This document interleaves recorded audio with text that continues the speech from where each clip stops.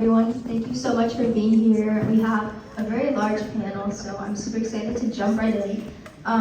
This panel will be focusing on just like the younger kids and specifically like technology, because a lot of these commissions focus on teens, and obviously we can't forget about the little kids. So yeah, why don't we go down the line and introduce ourselves just real quick with our name, role, and yeah, anything about what you do. Oh, hi, I'm Nathan Kim. I'm a 7th grader at Crocker Middle School, and I'm a member of the Hillsborough Youth Commission. Hi everyone, I'm Jess Dang. I'm the head of middle school at Crystal Springs Uplands School. Hi, I'm Jennifer Carroll. I'm the teacher librarian at West Hillsborough Elementary. Hi, I'm John Geddis. I'm a trustee on the school board at Hillsborough School. Hi, I'm Ani Vartanian. I'm a mother of 3 children in the Hillsborough School District, and I started a company called Rubicon Partners. Hi, I'm Stefanie Roumeliotes, and I am the mother of 2 10-year-olds in the 4th grade, and we're here in Hillsborough, and I am a senior political strategist on the Democratic side, both national and statewide. Hi everyone, my name is Hector Camacho. I am the Executive Director at the San Mateo County Office of Education, so I work with all of our 23 school districts here in San Mateo County. Good afternoon, I'm Laura Zappas, and I'm the head of middle school at Castilleja School in Palo Alto. Thank you, everyone. So I wanted to jump into a topic that sparks a lot of debate. We were just talking about this in the previous panel, but technology and more specifically smartphones. So a lot of people say that they're a distraction, other people say they need it to survive. So I'm curious, Ms. Zappas, we both go to like the same school, but so Cassie has been doing a lot to urge people to not use their phones in school. So could you talk about the Tech-Free Week that is actually coming up next week, and how it went last year, and do you think this has actually like made an impact on students, and what have been the outcomes? Thank you, Anya. I'm just incredibly proud of you, so let me just say that. It's just incredible what you've organized, so I just have a really proud teacher/administrator moment right now, so and thank you for putting all of this together. At Castilleja, last year, I had a moment of awakening when a 6th grader told me that on her way to school one day she received over 1,000 messages on her way to school from the moment she woke up until she started class. And that was a moment that gave me pause. And so we have been phone free in our middle school for many years. Last year in our 6th grade, we realized that the smart watches were becoming a distraction. And so we also then went smartwatch free in the 6th grade. And then this year within our middle school, we started the year completely phone and additionally smartwatch free, because students were continuing to get notifications during the school day, and that was also impacting just how they were showing up in the classroom. We are a one-to-one school, so our students do have laptops, and that does mean that we ask them not to receive notifications during the day. However, I often stop in classrooms and check out what's going on, because there are really incredible things happening all of the time. And I would notice that students would have double screens up. And so they would have the assignment up and they would be working, but then they would also maybe be playing a game, or possibly be messaging someone, or even in a study hall that I might be proctoring. A student might, as I'm walking around, might be watching like a TikTok video or something. And those are things that we specifically say you shouldn't be doing during the school day, that we really should be focusing on our studies. And so quickly they swipe, right, and they try to hide it. But that's just part of our reality. And I also am thinking a lot about my own use of technology and my own attention span, and realizing that the more I use technology and all of the pop-up things, which is called, I like to call it popcorn brain, that I suffer from popcorn brain, or the Dorito theory, where I might just start watching a series of videos that are silly and entertaining, but they don't really fill me up, kind of like how I just eat a bag of Doritos, and I really enjoyed it in the moment, but then it really didn't do anything for me. And so all of these things are happening, and it makes it really difficult for me to just sit and read a book, for example. And so all of these things are adding up. And so last year with my team, we decided, well, what if we went completely tech-free? So we're already phone-free, we were smartwatch-free, but what if we went ahead and just went laptop-free for a week? What would happen? And we did it. The kids were really nervous. I pitched it to student government first, and they were like, oh, do the teachers know? And they were really worried. And I was like, of course they know. It took us about 4 months to plan. So just for 1 week, it took me along with my teachers to plan, how are we going to do this? Because technology does some really incredible things in the classroom. Just yesterday, I was in a science classroom, and students were analyzing data that they had just collected in the field from like all of the different grade levels. We'd just gone on a field trip, and they were collecting all of this data, averaging it and turning it and graphing it, with technology. We can't do that as readily with paper, right? And so I know that technology has many benefits, but we need to pause, right, to really, realize what is our relationship to it, and that's what going tech-free actually did. And so all of that worry told us something. And then guess what? We did it. And our students reported that they had fewer headaches. Yes, their hands hurt. They needed to work those muscles, but they picked up new hobbies, or they found other older, like they, started like doing something that they used to do, and so they rediscovered something. They played more games with their families. We also did a lot of activities during the school day to make it also like a wellness week, because the point of it is also to encourage human connection so that there isn't a screen in between us all of the time, because that's really at the heart of it. And so I'm super excited for this week. In the middle school, we're going tech-free again. And our upper school, they have had cell phones as part of their upper school. They're going cell phone free for the week. And they're going to then use student voice to figure out what's next for their policy around cell phone use in the upper school. Thanks. Thank you, Ms. Zappas. And now transitioning more into how digital learning has been affected due to the pandemic. And so I'll just open this question up to anyone who wants to answer. Nathan, over the years, how have you noticed the way that students or you have interacted with technology, especially considering COVID's impact?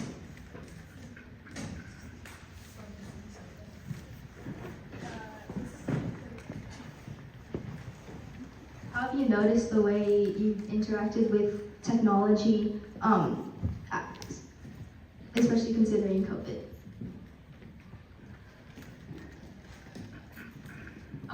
So before COVID, back when I was in first grade, kindergarten, that time we had basically no usage of technology. And then suddenly when COVID hit, it went from no technology all the way up to everything was done on a screen on a Chromebook. So that was really hard for a lot of people. And there was a lot of distractions that came with that. But we all adapted pretty well, so yeah, that's... I'll jump in. So I'm the head of middle school in our area, and kind of resonating with Nathan said, what we see are students who first grade, second, third grade, fourth grade suddenly had a lot of technology in their lives, in their faces all day. And so, you know, and I've been in education for 20 years now, and what looks different as students come up to middle school is, I think, three things. One is a lot more skill, comfort, capacity with technology, and that's actually great. Like, we see students who are just making like films, like digital projects, like videos, like with so much comfort and just a really rich, like rich interaction with technology, and that's actually made learning a lot more fun in the classroom, and we get to use new tools. But definitely have seen a social impact, and sort of it depends on what grade the pandemic hit in, and kind of the years of missed school and where technology filtered in.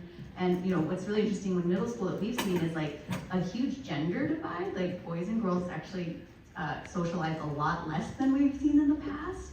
And it seems like kind of that time apart, leaning into technology, it's just a little bit less comfort in socializing, you know, in mixed groups or in situations that might be a little bit less comfortable. We see that too in terms of like social conflicts or things like that, where students just seem a little bit less comfortable navigating complex social dynamics. But then the third piece is also getting more dependent on technology, that it is so comfortable to have you know, this device in your pocket that, you know, is a gaming device, is, you know, takes you to like show you videos of anything you want to see at any given time.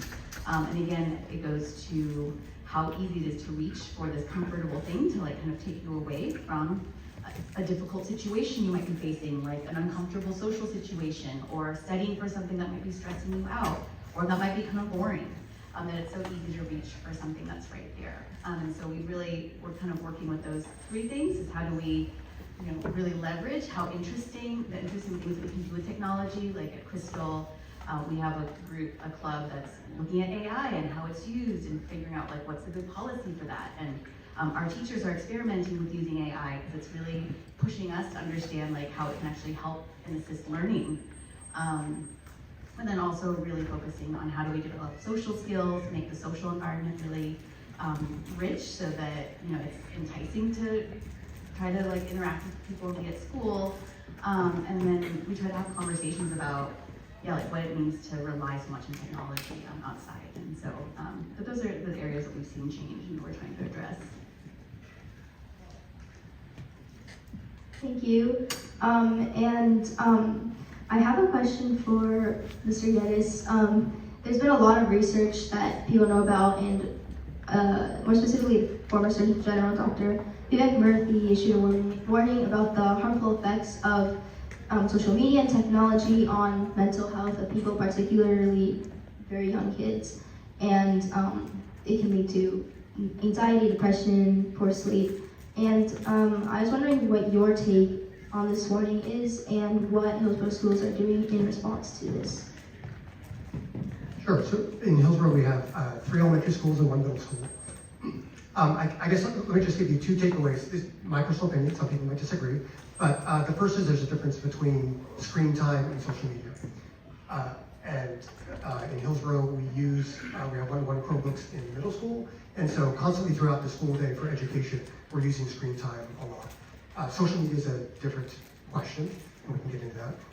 And my second takeaway is, you know, the world and your experience is full of temptation all the time. And from an adult perspective, there are kids who get themselves into trouble that, you know, short-term gain, long-term harm. So maybe you're a child and now you suddenly have access to milkshakes and candy. You can eat that every day. And that's really fun in the moment, and it's not such a good thing over a long period of time. So from an adult perspective, there are 2 ways to deal with that when you see children making poor decisions. And one is kind of prohibition and prevention. Let's make a bubble where we take this temptation out of your realm of decision making. And the other is trying to use it as a learning opportunity to help you make better decisions on your own. And so for Hillsborough, we've sort of gone in that second direction on social media.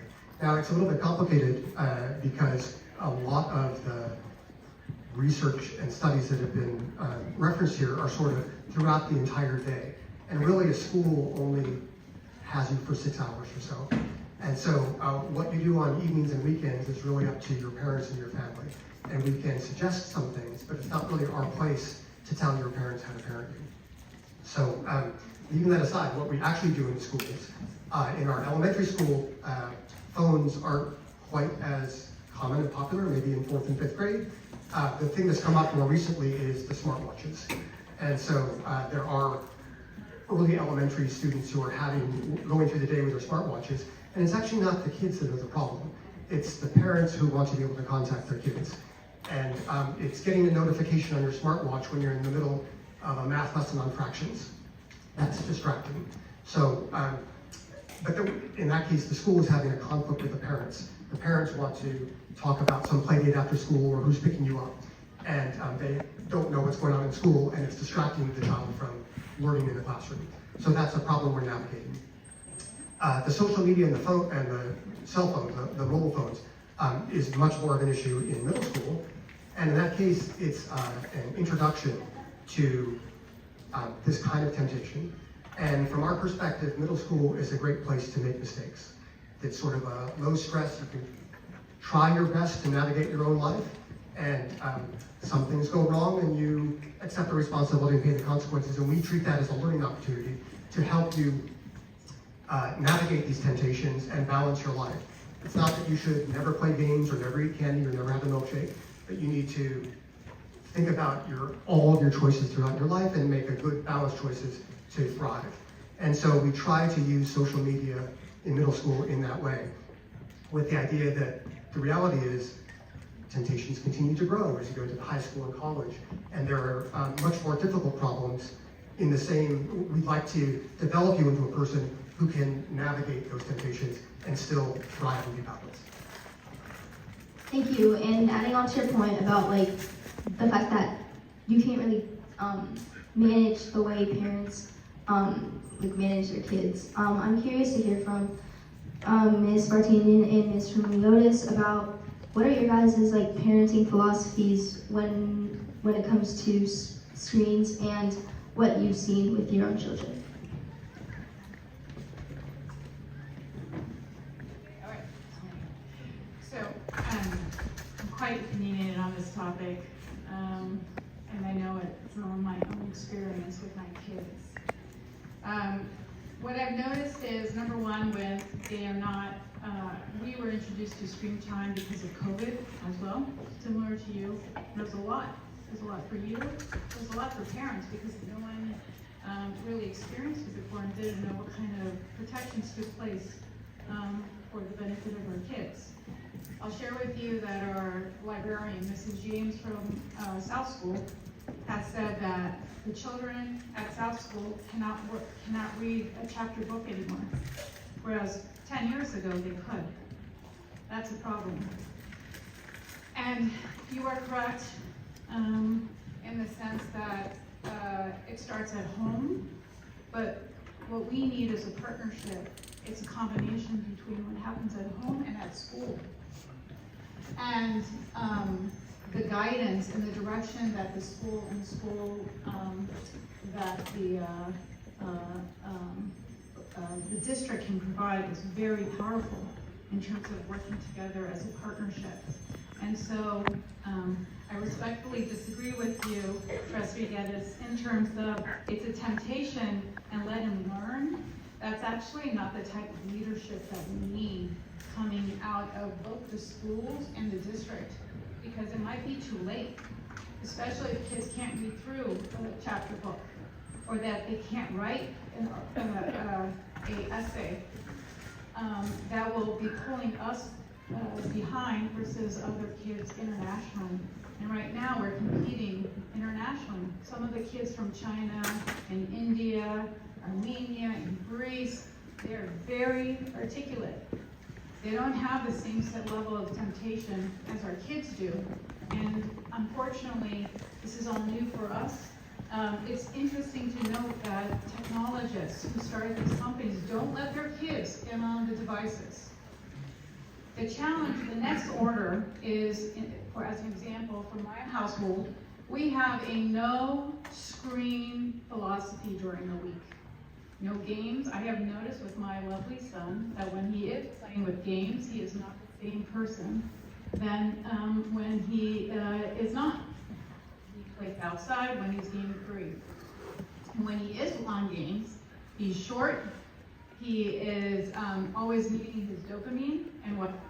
So we've created a game-free environment. I'm sorry I'm calling out on my son, but my personal experience. Here's the problem, and this is where the district can help, which is, and the guidance in these schools can help, which is when he goes to another family's house for a play date, they're exposed to games because those parents might not have the same sort of standards as we do.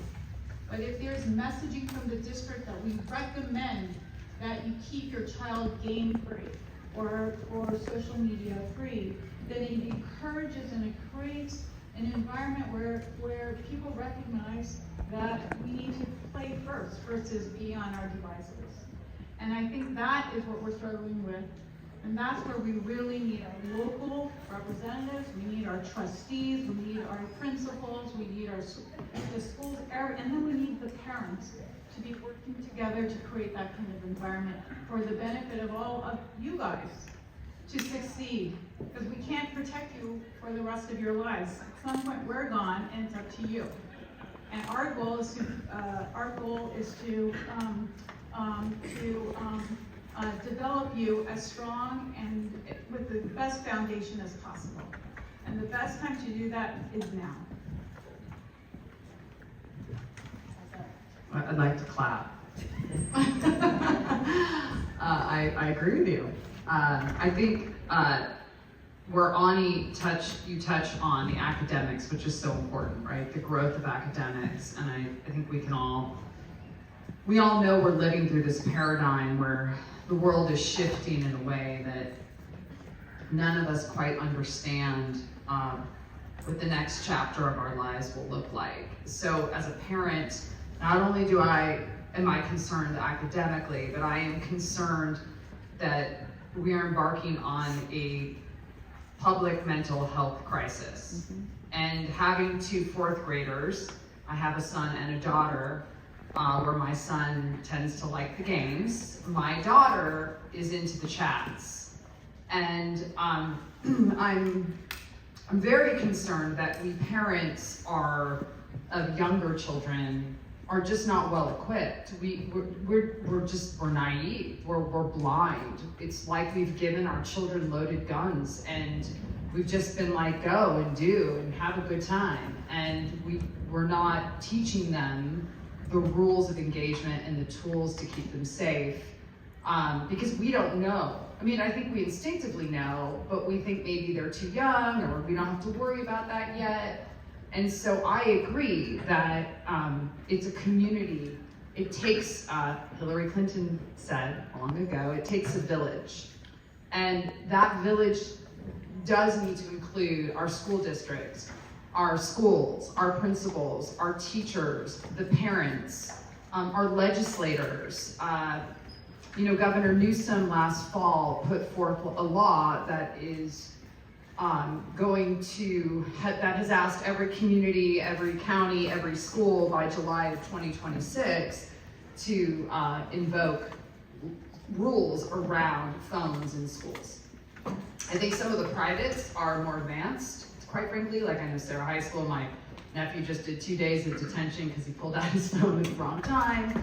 Or, my godson at Christian Brothers in Sacramento, is always late to class because he gets to look at his phone in between classes and he's, And so it's just, I think we are learning, we adults are learning. But I do think we adults need to come together more as a community. And I am proud as somebody who works with a lot of these different electeds. I am proud of our first partner, Jennifer Siebel Newsom, because she is starting to really speak loudly and hold our tech companies accountable. She's brought forth some of our social media companies, like Meta, et cetera, to the table to start doing these roundtables with parents to talk about how our social media companies need to do better. But everything starts at home, and we need our schools to help us learn as parents what's coming down the pike.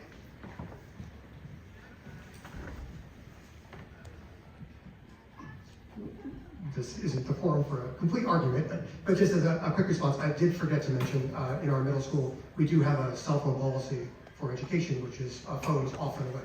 So in the classroom, phones aren't a valuable piece of that experience. So we have screens, Chromebooks one-to-one, but we don't have cell phones.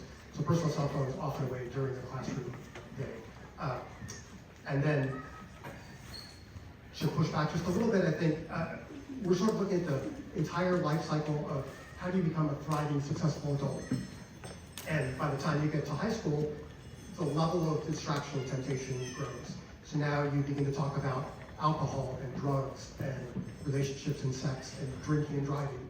That's much more extreme than social media. And the question is, when you're by yourself and with your friends and your parents aren't around, how do you successfully make good decisions under those conditions?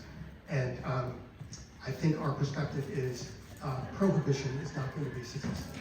So just saying, take the temptation away isn't going to get you to be thriving, successful adults. Now, that doesn't explain how we do navigate successfully in elementary and middle school and high school, but it's a general direction to push. Yeah, I understand both of your perspectives. And I just wanted to ask Mrs. Carroll a question. I know Ms. Vartanian talked about like people's attention spans and like reading on paper. So obviously a lot of people in this generation, like their attention span is worse. It's harder to read for a long period of time or just like watch a movie for a long period of time without getting distracted and wanting to do something else. So how do you think we should combat that? And yeah, like what are your thoughts? Thank you. I had the pleasure of teaching Anya second grade, so it's fun to get to see her up here. I'm a librarian now. I get to teach preschool through fifth graders on a daily basis. I see the benefits of technology for our youngest learners, I would say, are modest. I think I see the engagement, definitely that was mentioned, it's fun. The access to information is amazing. It's easy for teachers to differentiate what they give to children when we use technology. But the risks are real. The phrase popcorn attention, I'm gonna steal that. I hosted a discussion this week for the educators at my school. We were talking about the book, The Anxious Generation by Jonathan Haidt. And we were talking about fractured attention, so that's how we refer to it. And just that in all of our learning spaces, we are seeing this inability to focus for a prolonged amount of time. And then also, when our youngest learners are using technology, what are they not doing? So what are the opportunity costs? They aren't reading other people's facial expressions. They aren't practicing social behavior. They aren't practicing fine motor development. So these are all things we know are important for children. I will say with regard to just being able to read and maintain attention, I think, as a librarian, I love a book in my hands. I think many of us know there's just something different when we're holding a book on paper. It's just the potential for deeper learning. It's an invitation for a shared experience when we're holding a book with young learners.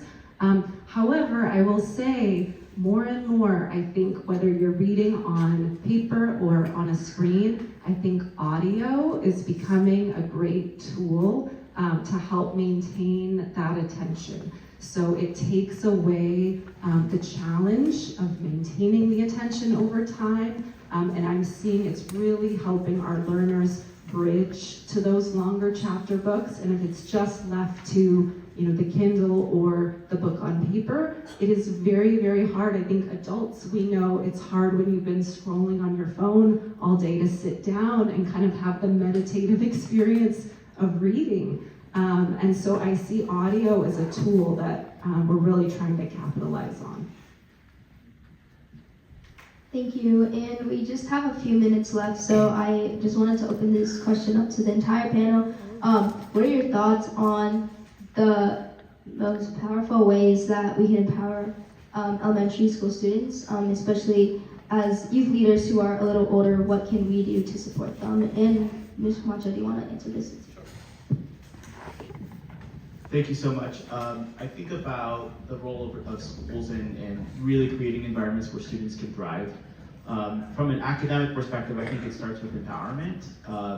When we think about what's being learned and what's being taught in schools, I like to think about voice and choice for students. I think about when we think about how we plan for students, how are we seeing what students are excited about, what they want to learn about, and how are we incorporating that into our curriculum? I know there are a lot of schools across our districts that are doing project-based learning, which really takes a core problem, and in some cases a very real problem in their community, and is saying, how would you all tackle this? Let me give you the tools that might help you answer that question, but let me give you ownership of this problem. Let me give you the resources and be a guide as opposed to I have all the information as a teacher. That's not my role as a teacher. And I think about even with technology, because that's been a key piece of this, is my job as a teacher is not to tell you, not to use your phone right in front of me. My job is to create a curriculum that engages you and wants. Asked me the other day who my favorite teacher was, and I hadn't been asked that ever really, I think. But immediately the answer came to my mind, and it was Miss Rousseff, and that was my 10th grade English teacher. And when I thought about why it was because we had our assigned reading in classes, but what was different about her was she cared about what was important to me and what I was reading. And she uplifted my love of poetry and song and all those other things that we can develop literacy through. And so voice and choice is such a critical part of empowering students and letting them thrive. The other piece I think about is how do we create a culture where everyone feels a sense of belonging? Because you can't thrive if you can't show up every day at school as your authentic self. And so what environments are we creating in schools so that every student feels they have a place, they have a space, that they are seen and they are heard and that they are valued? That leads to thriving. When I was in school, thriving meant something very different, as I'm sure it did with all of my fellow panelists. Today, to thrive in school, I think is a very different thing. And belonging is going to be a really, really critical part of that. And lastly, I would say that in order for students to feel empowered to thrive, I think talking about emotional literacy is an important thing. So maybe you all have heard something in your schools about social emotional learning. It sounds like an interesting catchphrase, but it's a really important thing.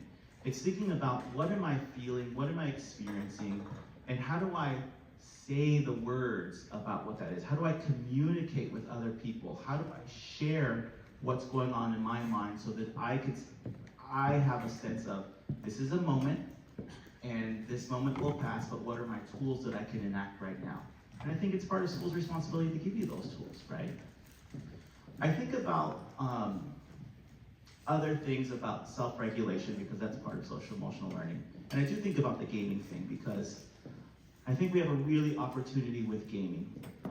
I know personally in my household, one of my kids really found a love of flight through gaming and now wants to be a pilot. And that's a really, really incredible opportunity if we can use gaming to help people find parts of their passion or parts of the things that they love. So there is kind of space to say, how do we take these tools that can be really challenging on one hand and really use the benefits that they have in a way that's super positive. Now, I know they're not in this room, but I will say sometimes that doesn't go so well because I also know that my kids use IXL, which I don't know if any of you all use that. IXL can be very frustrating sometimes. So you gotta be careful with how the gaming works even in the school side. But I do think there's an opportunity in how we incorporate gaming and combining that with what are students' passions, what do they love to do. And I would say about the devices, I have never met a parent that said that they wish they had given their child a device earlier. So I think there is a continued conversation, as you were mentioning, parent partnership with parents is like, are we delivering the same messages and how can we reinforce what you're trying to do at home? And vice versa, how can homes reinforce what we're trying to talk about at school? That partnership is such a critical thing. So it all starts with what you all want. So make sure you're communicating that to your parents. You know, having this phone is hard for me. Can you help me manage that? Right? And it's okay to ask your parents for help. They actually would love it if you ask them for help.